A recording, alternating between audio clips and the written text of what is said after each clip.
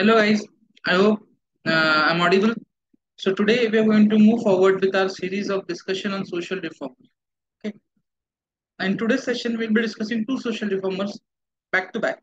Okay, both will be bhau. Okay, so let's discuss on this particular fact. Just give me 1 minute. Yeah, today we are going to discuss about two social reformers. The first one is supposed to be just a minute. Yes, the first social reformer is bhau daji lad, and with him in continuation we'll be discussing about bhau mahajan. Okay, bhau daji lad and bhau. So let's have a quick discussion on these two important or you can say prominent figures of Maharashtrian history. So the first important person is bhau daji lad. So he was born somewhere you can say in 1824 and was present till 1874. So you can say a rough lifespan of 50 years. Okay, what was his real name? His real name was Ram Chandra Vitthal Lad. His true name was Ramchandra Vitthal Lad. Okay. Now, what was the important thing about this particular person was he was supposed to be a skilled doctor, okay, a researcher, and a social worker. So we are going to see all the things about him in details one by one. Okay. But first, before starting with everything, his birth. Okay. He was born on 7th of September. Okay. He was born on 7th of September 1824 at a place called as Manjiri. Okay, where is this Manjiri? This is not the Manjiri of Pune, but this is Manjari of Goa. Okay. His family was initially living in Goa, but these people migrated to Mumbai or to Bombay for profession, or you can say to have employment opportunities. They migrated over there. Okay. Then once he has completed his education, what he has done, he has started working as a science teacher in Elphinstone Institute or College. Okay. He has started to work as a science teacher in Elphinstone Institute for 2 years. Okay. Then you can say in 1845 there was establishment of Grant Medical College.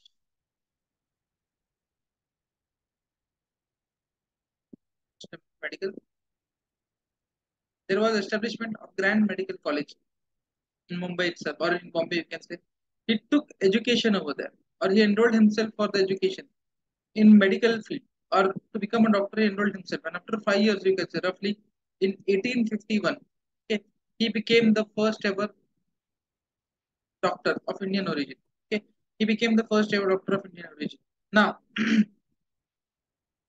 in his profession of doctor, he was well known for accurate diagnostics. Okay, for accurate diagnostics and skill in operation.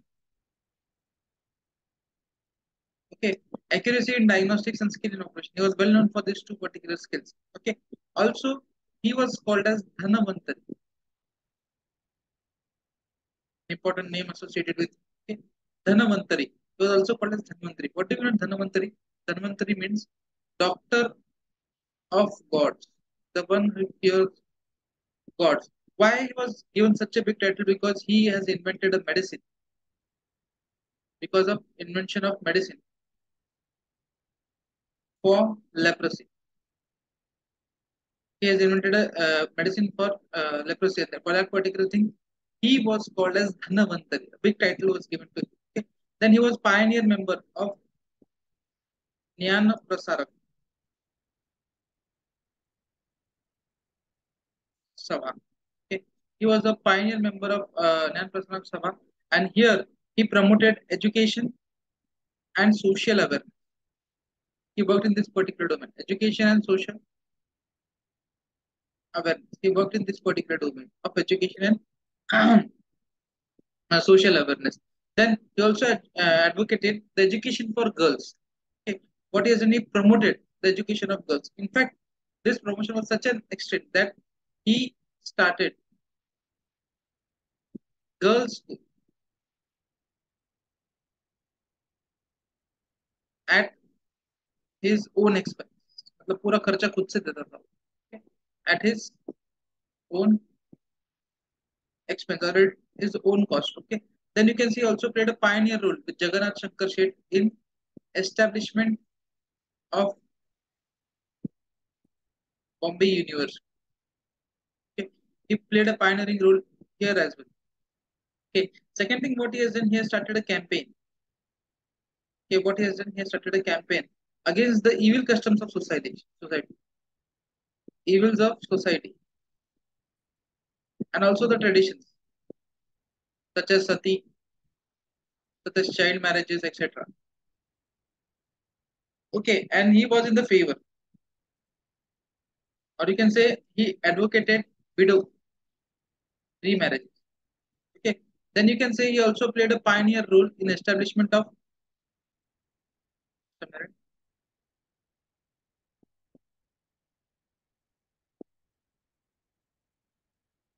yes. He also played a pioneer role in establishment of Bombay Association. It's supposed to be the first political organization. Okay. Now tell me, who was the main co-founder of this particular association? One was bhau and who was the second one? Okay. I'll give you a hint. He was called as uncrowned emperor of Mumbai. Okay. Comment the names of this particular person about whom I'm talking. Okay. Bhau with assistance of XYZ, who was called as uncrowned emperor of Bombay. Okay, with the help of this, he founded Bombay Association. That is the first political organization of Bombay. Okay, now you guys need to tell in the comment box who is this XYZ about whom we have studied. Okay, then what he has done, the next part about him is he also participated in the activities of East India Association. He also participated in the activities of East India Association. Now, so again, second question comes: who is the founder? We have studied this, you can say, in your modern history. Okay. Tell me who was the founder of East India Association. These two questions you need to answer in the comments. First one is who is this XYZ, who was called as uncrowned emperor of Bombay, and second one, East India Association, who was supposed to be the founder of this East India Association. Comment the answer. Okay. Next thing what you can say about him was there was a bill which was in news, that is license bill. Means what, government is distributing license for the manufacturing of XYZ product. Okay. What he has done, he has opposed this particular bill publicly. He's participated into the public opposition of this particular bill. Why? Because he thought that if this bill is passed, then it would discriminate the businesses. That would create discrimination amongst businesses. And it would affect some business adversely. Okay, it would affect some business adversely. So this was the ideology behind his move of opposing the licensing bill. Okay. Also, he has worked in historical domain. Okay. He tried to reform the society with the help of media. Okay. Started to write articles in the newspaper. Okay. He tried to reform society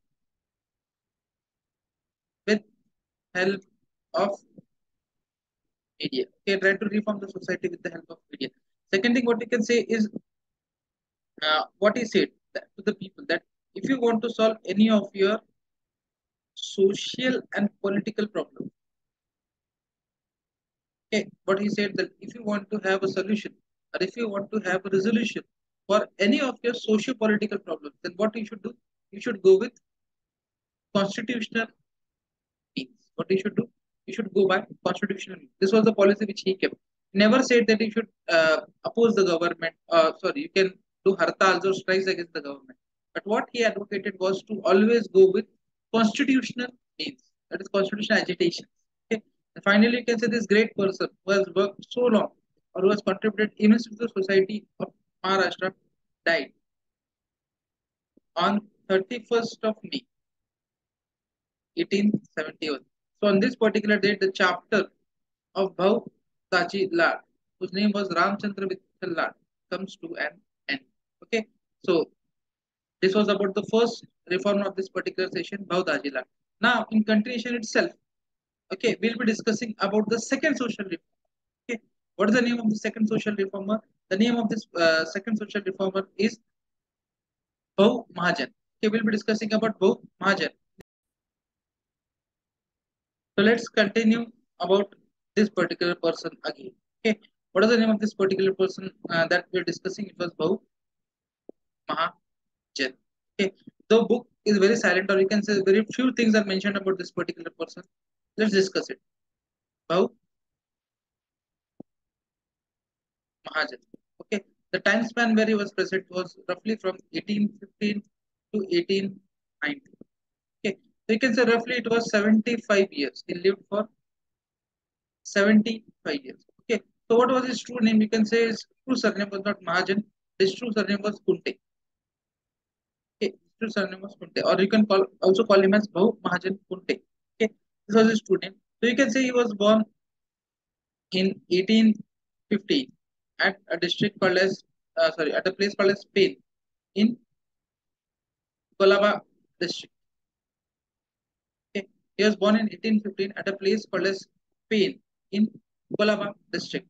Then you can say he was a classmate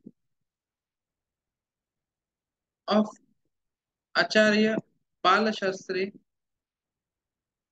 Jambekar. Okay. He was classmate of a prominent person called as Acharya Balashastri Jambekar. And also in his initial years, he wrote articles in Darpan and